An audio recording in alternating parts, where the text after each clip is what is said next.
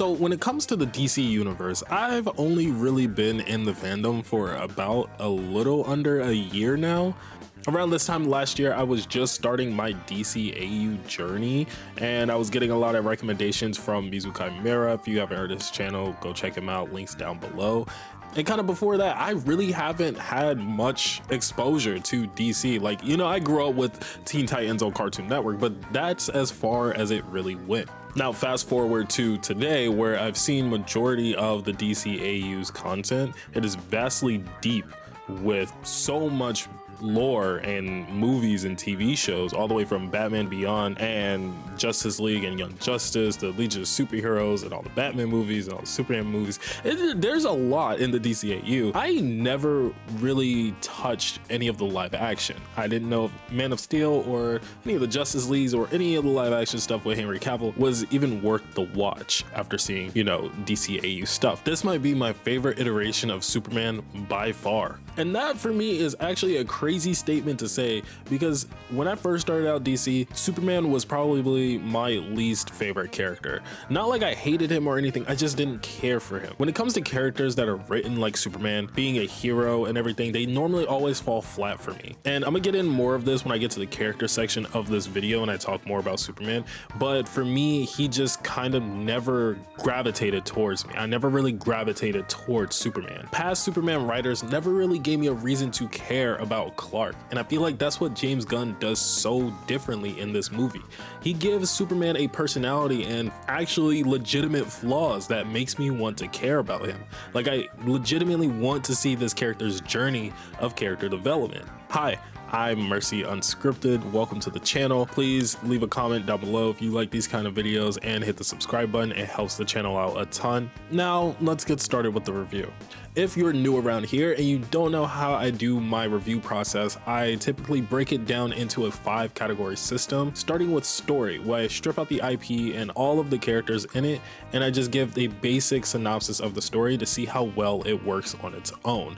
The second category I normally do is characters, and in the characters category, I just talk about my favorite 3 characters, my least favorite, or some honorable mentions as well, and see how well the characters are written and how much the audience actually gravitated toward them and what I liked and disliked about the writing of these characters. The third category I normally go with is genre, where I look at all of the tags that this movie is put under and seeing how well they performed in it and whether or not this movie did anything to elevate or destroy these genre tags. The fourth category that I talk about is pacing. Now, this is a very subjective category because to everyone, it's going to be a different feeling. Some may feel like it's slow in certain parts and others may feel like it's fast in the same parts. So I kind of just glaze over this part of the categories, but I do give my 2 cents on what parts felt fast to me and what parts felt good, whether or not the story just overall didn't feel rushed or, you know, condensed in any sort of way. And that's pretty much what this whole category is about. Last but not least, my favorite category of them all is visuals. Me being an editor slash cinematographer, I do love looking at shots and cinematography of different movies and TV shows. I love talking about the color grades, so I can ramble on a lot in this category. I'll try not to, but it kind of happens sometimes. I'm sorry if it does. Now, with all that out of the way, let's get started with the review, which begins with the category of story.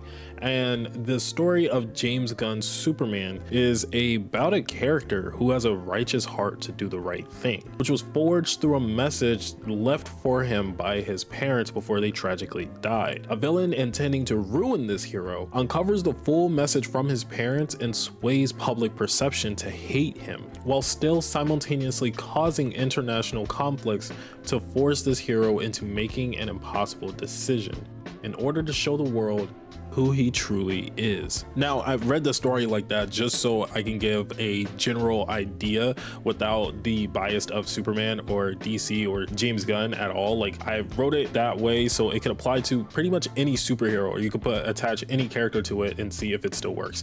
And I will say this story is really good. It works so well.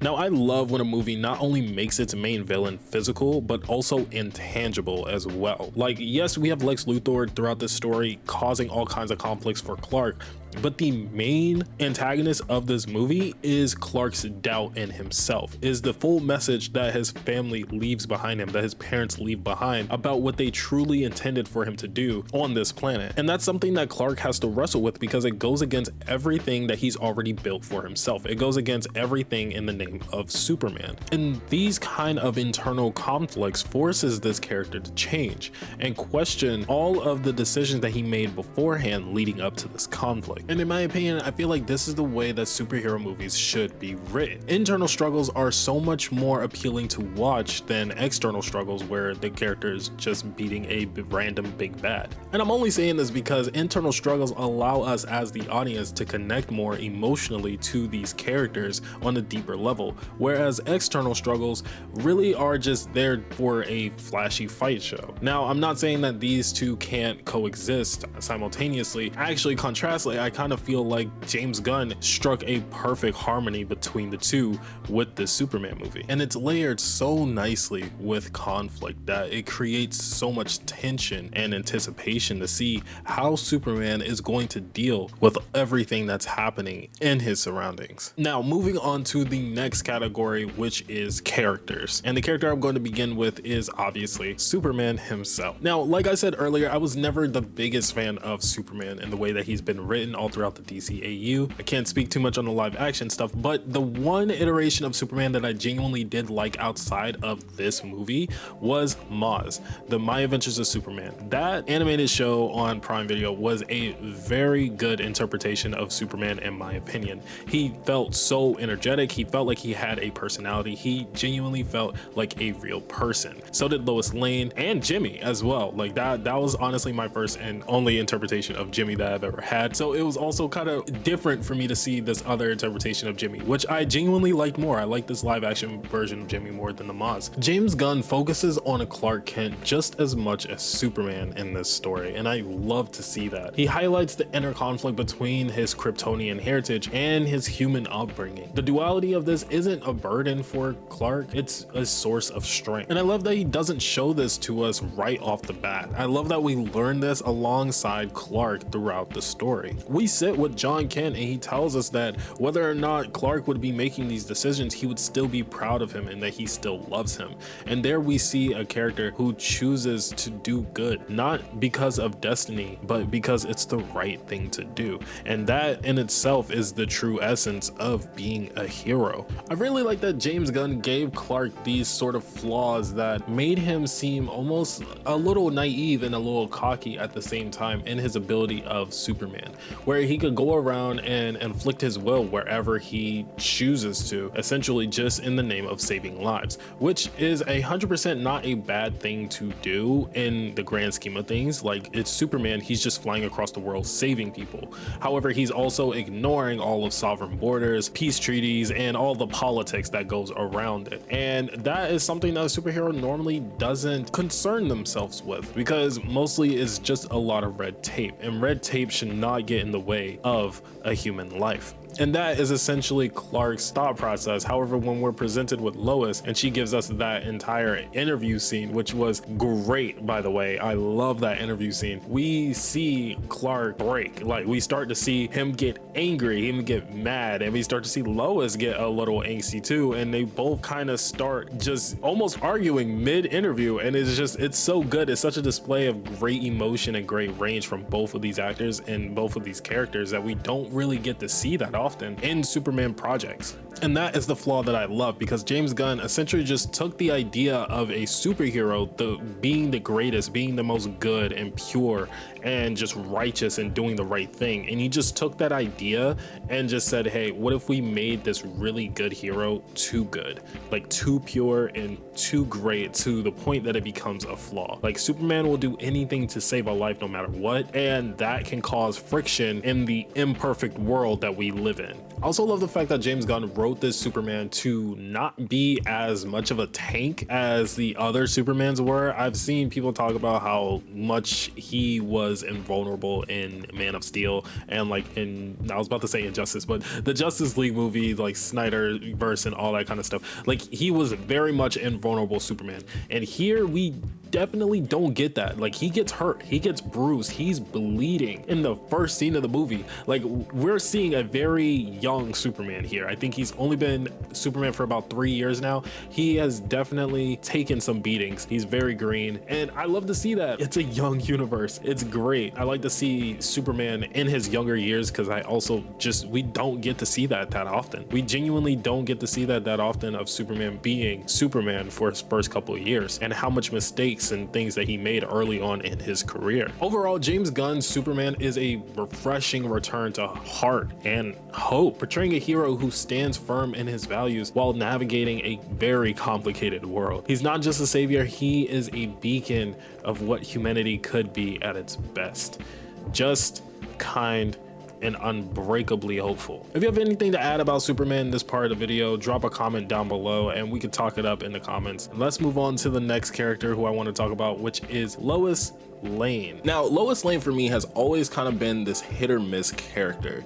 Throughout the DCEU and all the interpretations that I know of her, they've always just kind of sidelined Lois into the background, or just had her there as a plot device for the villains to use to get under Clark's skin. But not in this movie. James Gunn returns Lois Lane back to her roots as a fearless and sharp-witted reporter. But not in this movie. James Gunn uses Lois Lane and returns her back to her roots as a fearless, sharp-witted reporter who stands as Clark Kent's equal, not just as a love interest, but as a moral compass as well. Throughout the movie, she never switches up on Clark, despite them only really being together for only about 3 months. And it shows on screen. The way that their body language and their communication style just shows very, like, they just don't know how to talk around each other. And it was something that I very much enjoyed to see, because we don't really get to see that kind of early stages of their relationship too much. Like, we kind of do, we get to see them figuring it out and stuff, but I think this was probably the most realistic way to kind of go about it. I didn't realize that they were that early on in their relationship at the beginning, because we get that scene when Lois is coming home into her apartment and Superman is already there, you know, and I was like, oh, okay, he already has keys to the apartment, they're moving pretty fast, like, you know, they've been together for a while, until she says, what are you doing here? And I'm like, okay, never mind. They haven't been doing this for a long time. And it just kind of, you know, you can tell throughout the interview scenes and the way they talk to each other that they just don't know how to communicate with one another yet. Like, they're still tiptoeing around certain eggshells of their communication. They don't know how to express their feelings. And I love that they gave that to Lois just as well as Clark, that when they get upset with each other, they don't know how to express their feelings perfectly. Like, you know, Superman got a little upset, whether he liked to admit it or not, in that interview, but Lois also did, and she kind of felt it, and they just didn't know how to end the conversation. It was very much awkward. There was some tension there, and no one wanted to address it. James Gunn did that intentionally, and I loved it. I felt it. It worked. Perfect scene. Another thing that James Gunn does well with Lois in this movie is that he balances her life as a reporter and her private life with Clark very equally. Like, there's not a moment where I felt like we got too much of either sides of her. And I honestly, personally would have loved to see her more as a reporter, because she is a great reporter. When she was in her reporter scenes in that office, like, you could tell she is amazing. Like, the performance also was amazing. Her actress, Rachel Brosnahan, she does a great job showcasing all of Lois's strengths. Like, she does a good job showing off Lois's determination and conviction on helping Clark in the face of evil. No matter what, even if there's danger involved, she's always gonna go into it head first. And conversely, she does that with her reporter work as well. Like, she's able to put together a full background story on everything that's been happening, unfolding, and proving that Lex is involved with this heavily. Lois Lane represents the grounded human perspective that Superman often needs. And in this movie, it leans into sincerity and emotional authenticity. And Lois is someone who reminds Superman of his responsibility to the people, not just ideals. Her courage isn't from superpowers, but the relentless integrity and determination. She challenges power, including Superman's, holding him accountable in times where he can't see that he's done wrong. And despite being this fearless and sharp-witted character, Lois is also Clark's emotional anchor. Clark's emotional grounding, helping him navigate the balance between his alien heritage as a Kryptonian and his human upbringing. She will most likely see Clark before she sees the man in the cape, and reminds him of the humanity in the moments where he feels most alienated, like halfway throughout this movie after the message comes out. And I feel like that's one of James Gunn's very strong strengths. He is great at crafting emotionally layered characters, and I think that's why Lois Lane works so well in this movie. All right, now moving on to the last character that I want to talk about, but before I do, I have some honorable mentions. Mr. Terrific, Guy Gardner's Green Lantern, and Hawkgirl, the Justice Gang in general. Guys, when I tell you, I was not expecting to like these characters as much as I did. When I saw them, I didn't know much about them. The only one that I knew a little bit about was Hawkgirl, and that's just from Justice League and Justice League Unlimited. However, after watching the movie, it was brought to my attention that that is not Shiera, and I was like, okay. Apparently Kendra Saunders is this version of Hawkgirl that is played throughout the movie, and I don't know Kendra Saunders. I'm not gonna lie. Apparently she's a part of the Arrowverse, and I haven't exposed myself to that lately, but I still thoroughly enjoyed this version of Hawkgirl. She has fire. Like, she genuinely just has so much energy, and she fights so well. And that's one thing I think I love about James Gunn and what he did with this movie, is that these quote-unquote heroes are not afraid to, yes, they save people, but they are not afraid to kill the bad guys. Like, she dead ass let that man fall from that height and gave zero concern about it. I genuinely love it. And Guy Gardner, I did not think I was gonna like his character as much as I did either. Like, I know he was a goofball in the comics and stuff like that, and like he just was a overall dickhead, and but like it showed on screen so well, and I wanted more scenes of him because it was just funny every time he showed his face. Every time he showed his face, it was just hilarious. I was laughing so much, and I wanted to see more of him. He shows up and just fucks shit up. He was making middle fingers with the Green Lantern. Like, it was so funny. He has a great sense of humor that matches mine. Now, Mr. Terrific, holy shit, guys, when I tell you Mr. Terrific is about to go so mainstream, like, I shit you not, I knew nothing about Mr. Terrific, but now I want to. I want to know so much about this character. I did not think he was going to be this hard. Like, Mr. Terrific, that fight scene with him, my favorite scene throughout the whole movie. Oh my goodness. And I'm gonna talk about James Gunn's style and the visuals and stuff when we get to the visuals part of the review, but oh my god, Mr. Terrific was so good. His humor also was very good and everything. Like, I just didn't know who this character was, so I went in not expecting too much, and I'm so glad I did, because I was delightfully blown away by all of these characters, all three of them. They're great. I can't wait to see them again. 10 out of 10 Justice Gang. I love all of them. They're so good. They are so great. Now, moving on to this last character, Lex Luthor. I felt like that Lex was done so well in this movie. I think I can speak for everyone in saying that this is a very good Lex Luthor. Like, he is so good. This is the kind of villain that I love to see in movies, where they just know how to use all of their tools in their arsenal to get what they want. And I love that this Lex isn't a complete imbecile. Like, he doesn't fall into the biggest villain trope where they get complacent after they achieve their goal. After he captured Superman, he didn't just stop there. He needed to keep going. He needed to do more. He wanted to see him suffer even more and didn't get complacent. Most villains in cartoons or just live action, they'll capture the superhero and think that they've won. They let their guard down, and they just, you know, and that leads to their downfall. But Lex, no, he set all of this up. He had a huge plan from beginning to end and executed it perfectly. Lex's genius is weaponized by his ego, and being portrayed by Nicholas Hoult, he perfectly expressed how dangerously charismatic, younger, and deeply intelligent Lex truly is in this movie. And Lex's intelligence is his greatest weapon, coupled with his like almost obsessive drive to prove humanity that they don't need Superman. He is a great character on screen. I'm used to seeing a much older Lex, a more calculated version, and not so much passionate about his hatred. And I think that's what I love so much about James Gunn's version of Lex, is because he very much is passionate about his hatred. Like, he is screaming it to the world, and he is self-aware of it. And I love that. He's so self-aware. He knows that this is an obsession of hatred over Superman, and he's basically a professional hater. I love that. He is a professional hater of Superman. the #1 hater, and he will keep doing it until Superman is gone. Lex Luthor wants to be a hero. He chases power. He embodies the darker side of capitalism and influence by being like the billionaire CEO who hides his ruthlessness behind charm and philanthropy, I guess. And he just publicly wants to be the hero better than Superman. He wants to show the world that they don't need him. But what I really love about what James Gunn does with Lex is that he uses him as a symbol of humanity's darker impulses, a representation of what happens when fear and pride override compassion. Where Superman represents hope, Lex represents humanity's mistrust of it. And that,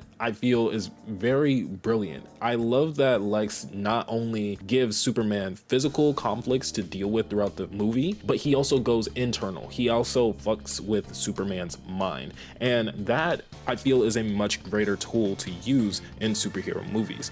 It would have been so easy for Lex to just, you know, use the hammer to defeat him, or use Ultraman as the small background overarching villain, like, haha, I made a clone of you that's just as strong as you, and just presented that as a threat to destroy, you know, the world or whatever. And it would have just been a one-dimensional conflict between Ultraman versus Superman, and that would have been it. And we find out that Lex is behind the whole thing at the end of the movie, blah, blah, blah. That would have been boring, but no, Lex takes it another step forward and finds what would hurt Clark the most, and that is his secrets, his identity, what he really does on a day-to-day, because out to the public, no one knows who Clark is. No one knows who Superman truly is and where he came from and his biggest history. Like, he tells it in small pieces through interviews and stuff, but he doesn't give the full story. So Lex goes looking for it and unintentionally finds the one thing that could hurt Superman, and that is the message from his parents.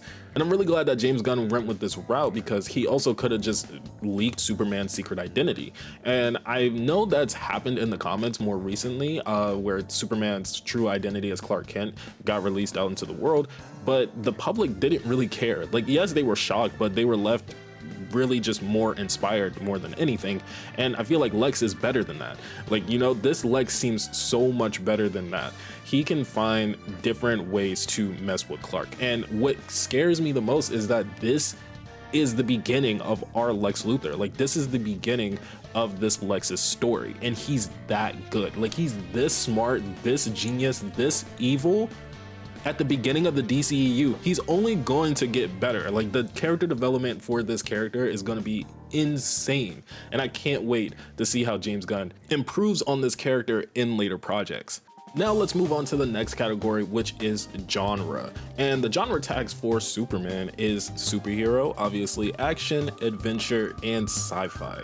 Now, superhero genre, it does so well. 10 out of 10, great entry to the superhero genre. It truly felt like a comic book movie. It felt like when I left the theater, it felt like I just closed the page to the first issue of a comic. Like, I don't know how James Gunn was able to replicate that feeling, but it was so well done. Action scene, of course, the action was there. The action was actually so great. The fight choreography was insane. Every fight had my jaw on the floor. Mr. Terrific's fight was crazy. The Ultraman engineer fight was insane. In the baseball stadium, that was crazy. I was not expecting Clark to just be using engineer as a weapon, throwing her around, smacking Ultraman. It was insane. I keep saying insane because it just was. Like, thinking about it makes my it makes my brain stop working. It's crazy. Engineer in the Fortress of Solitude, like how close those blades were getting to Lex's face and he was just walking unfazed. What? Like, Aura, bro, like, what do you mean? Like, that's insane. Oh my god. Action wise, this movie has it there. No shortage of action in this movie at all. Adventure, surprisingly, it actually fits into adventure as well too. Like, there was so much. We went everywhere. We explored a lot in this movie. Like, we went to different countries, Fortress of Solitude, back to the city of Metropolis, into a pocket dimension. We went a lot of different places, and it never felt like it was too much, to be honest. So I do love that. I feel like it fits into adventure category as well. And last but not least, sci-fi, which obviously it's a science fiction movie. It hits those boxes. It checks all of the genre tags that it's in, and they don't overcomplicate it. They only put it in 4. So I enjoy that. I appreciate that. Superman does a great job at exploring and elevating its genre tags. My whole vocabulary just turned to mush when I'm talking about the fight scenes, because it was just playing so vividly in my head. Like, it literally messed my mind up. Okay, let's get into the next category, which is pacing. Now, the pacing of this movie, I've heard a lot of people say, my friend Mizuchimera exclusively was saying that they felt it felt very condensed at the beginning, and it was a little fast and kind of jarring. I can understand that. I genuinely can see why people would feel that way, because it kind of did for me too. It was a little jarring at the beginning when James Gunn had Lex Luthor present all of these different threats at the beginning half of the movie. It was first the hammer, and then out of nowhere the kaiju came, and then we have the political conflicts and then the eternal conflicts. There was a lot going on in the beginning parts of the film, but then it perfectly slowed itself out. Like, it wasn't a bad pacing, it was jarring a little bit. Like, it was a little confusing at some points, but like, it slowed itself out by like the middle of it. Like, it perfectly caught up with itself, and from there on out it was perfectly paced, in my opinion. There was nothing really wrong with it. You guys let me know down below if you felt the same way, or was it too slow at some points, or was it too fast? Honestly, I felt like after the beginning half, everything kind of just slowed itself out, and it worked itself into a great pace that just carried the movie to a great close. All of the slow moments we really were allowed to sit with and breathe. The conversations with Lois, his conversation with his dad outside, like, we sat with that moment. That moment gave me so much chills, and it was just a conversation. And I was able to feel that because we sat and breathed with that conversation. It was very important. His moments with the messages from his parents, we got to see how that like affected him emotionally as well. There was a lot of greatly paced moments and conversations that just allowed us to feel and connect to these characters very well, and I think James Gunn understands that from a storytelling aspect, and it shows throughout this movie. Now, moving on to the last category of the review process, which is visuals. Now, this movie and the way James Gunn decides to shoot his movies are just so well. I'm going to be talking about a lot of James Gunn's style and how he does what he does and showcases the world, his creative brain on screen, because it just needs to be talked about. James Gunn definitely has a distinct style when it comes to his movies and even TV shows. For me, I always notice that they're beautifully saturated. Unlike other superhero movies, especially like, you know, Zack Snyder and stuff, everyone has their own distinct look, but his are especially saturated in a very colorful way that it kind of just stands out. And in this movie, it really showcases the comic booky side. It enhances the comic book feel of it. In other movies like Guardians of the Galaxy, it just feels like an ocean of color, and it never lacks in feeling that. And even though there's darker tones underneath and the dark humor and stuff like that of what's going on screen, it never shies away at just looking amazing. Even in Suicide Squad with Harley Quinn's escape scene, that looked great. It was just visually beautiful and stuff. And I know there's some shots in Peacemaker as well that just look equally as good. He just never shies away from color, and I deeply appreciate that, because from all the MCU movies and other DC live action stuff that I've seen, we always get gray. Like, these superhero movies turned so gray over the years, and I don't know why. Another thing I think James Gunn does very well in his style is framing and the element of scale. I am a person who loves scale in photography and cinematography. It's one of my favorite aspects of it, but like the scene of Lois and Superman kissing, like the floating scene in the train station, like, it looks so good, and the wide shot of that scene is beautiful. I love it. I love it. I love it. And another scene that kind of captures the same essence of scale is when Superman is saving the people on the bridge, and he saves that lady in the car from the falling building. After he catches the building and she drives away, he flies up through the dust and the rubble, and it's just Superman. Like, it's a complete huge wide shot of him, and it's so good. It gave me chills the second I saw it, because it was just so immaculate of a shot. You could tell that James Gunn has a very close attention to detail in the way that he uses certain aspects and certain techniques to enhance the movie, like slow motion. Like a lot of superhero movies tend to hinge on slow motion a lot for their action scenes, but James Gunn uses it very sparingly in certain moments to not showcase it in fights, but more in protection. Like that one shot from the trailer of Superman saving the little girl, it was done in slow motion and it looks great. We see Superman doing the thing that he is sworn to do, just to protect humans and protect Earth, and we love to see it, and it's not too overdone, which I can truly appreciate. Another thing that I love about James Gunn's style is something that's prominent in all of his projects that I feel like is his now signature style, and that is the way that he shoots fight scenes. They're normally done in a one take fight, which a lot of people are getting tired of. I think they're tired of seeing them in fights, just a one take shot, but I don't think I'm ever gonna get fatigued of seeing it because it's done in so much way. It carries the tension of the fight and you never know what's gonna happen next, and there's no cutaways. It just feels natural to me, so I'm sort of used to seeing it, but I know a lot of people don't like it. But normally that is in James Gunn's wheelhouse of his fight techniques, of how he shoots fights. Is normally a oneer. There is also a pin needle drop of the most quirkiest and out of sync song, like not out of sync, but it just something you wouldn't have expected. Like there is the soundtrack he chooses, it fits so well. He makes it fit and it works well with whatever action scene that he's doing, and I love that. His discography of music in his brain of just choosing like when and what song to use is baffling to me every time I watch his scene, because you never know what to expect. You never know what kind of song or vibe he's going to choose, and I love it. I love it. Mr. Terrific's fight is the one I'm thinking of specifically, where it just needle drop of this song, 5 Years Time by Noah and the Whale, and it kind of just made sense. I had to go look it up after the movie because obviously I just didn't know. I'm not in that kind of realm of music, but it fits so well as an introduction for the audience of showing off how cool Mr. Fantastic, Mr. Terrific really is. Like he is truly a fucking badass, and James Gunn did that so well in showcasing us that. Now I want more of Mr. Terrific. In conclusion, James Gunn's visual storytelling for this movie is very vibrant in color and emotionally rich.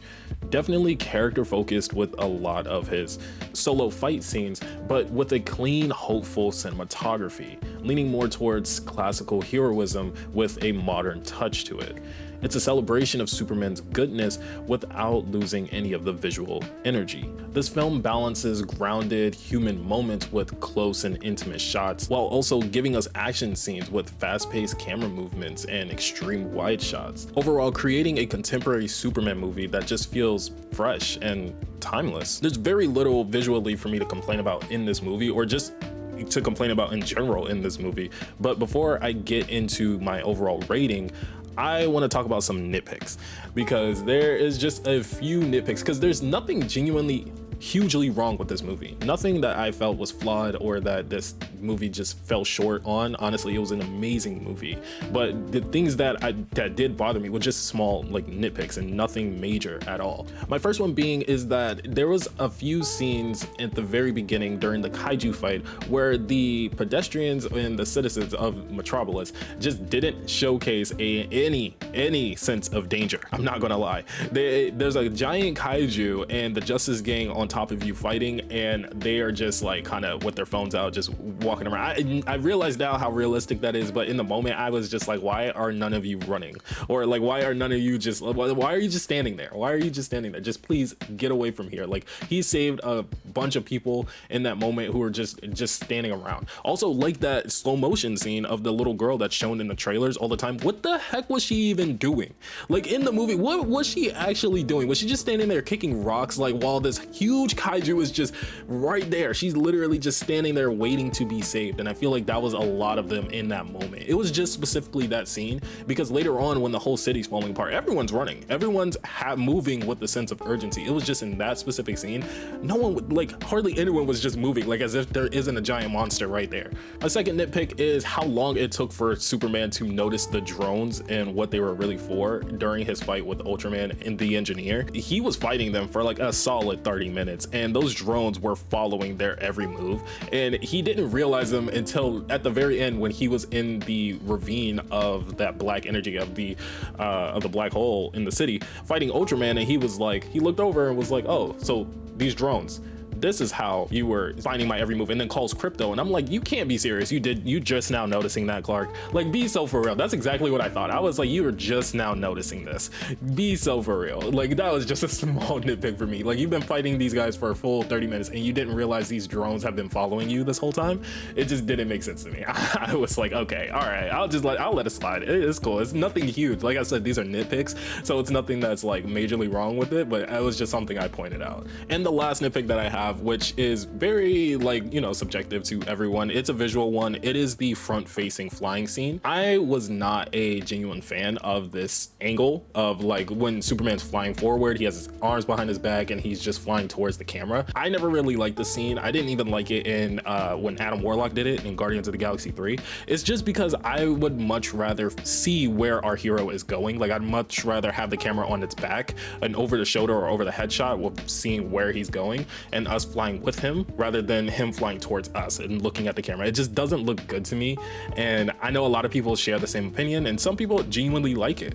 So like, it's all up to you. You guys let me know down in the comments whether or not you like this kind of angle or this kind of shot. For me, it didn't really hit. And that's basically all the nitpicks that I have. Told you it was nothing really serious, nothing minimal and stuff like that. And overall, this video was very fun to make because I do love this movie. I'm definitely going to go see it a couple more times and rewatch it a lot because it just feels like a great movie. And with that being said, my overall rating for Superman 2025 by James Gunn is a solid 9 out of 10. This movie was great. It was amazing. If you haven't seen it, please go watch it. Me being a DC fan for a little over a year now, I still love this movie, and it makes me just want to dive in deeper into the comics and maybe some of the live action stuff just to see how different it was. So you guys leave your recommendations down below of any DC projects that are your favorite or anything that I should check out next, or hell, even a video that you want to see me make on the channel or any other character analysis. Just leave it all down in the comments. I read everything. I appreciate you guys for watching. Please hit the subscribe button and like this video if you really loved it. I'll see you guys in the next one. Peace.